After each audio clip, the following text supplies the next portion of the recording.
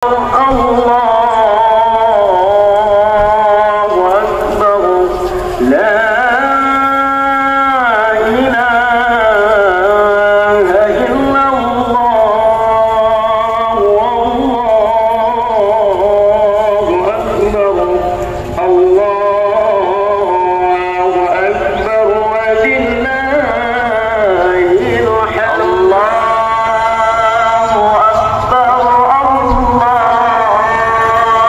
warahmatullahi wabarakatuh.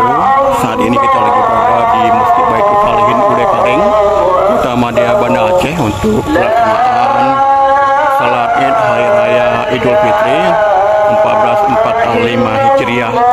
Dan beginilah suasananya saat pagi hari Lebaran di Masjid Kebanggaan Masyarakat Ude Karing ini. Nampak para jamaah mulai berdatangan untuk melaksanakan salat Id.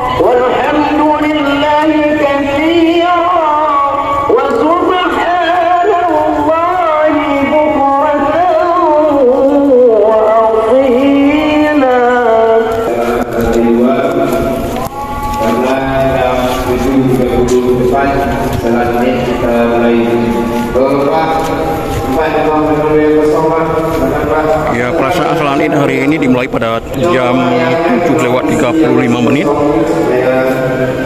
Dan ini dia jemaah.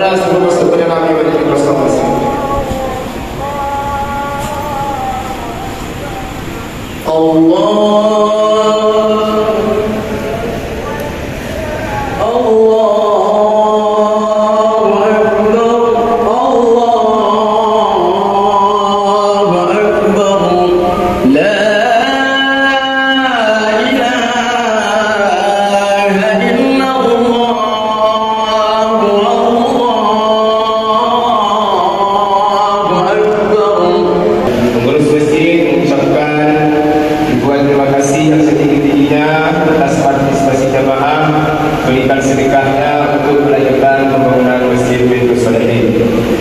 Selanjutnya, tata laksana salat Idul Fitri 1442 Hijriah 2024 Miladiah Masjid Baitul Salihin Ude Karing Kota Banda Aceh.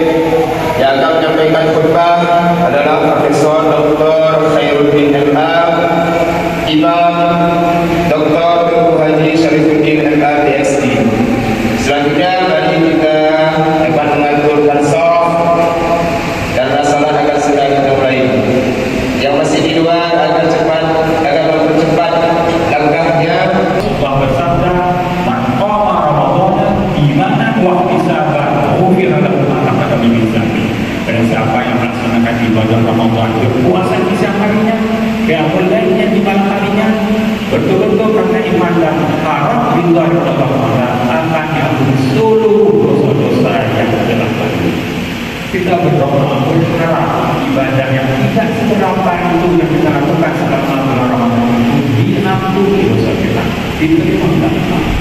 Wa idza salaka ibadi fa inni qarib ujibu da'watad da'i idza da'an fastajibu li wa yu'minu bi la'allahum tidak ada maknanya.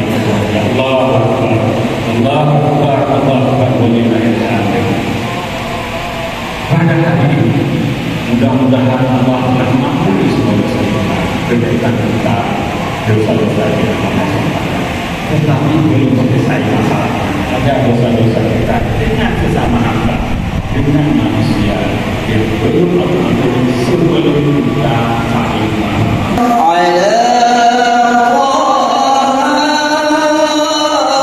Selesai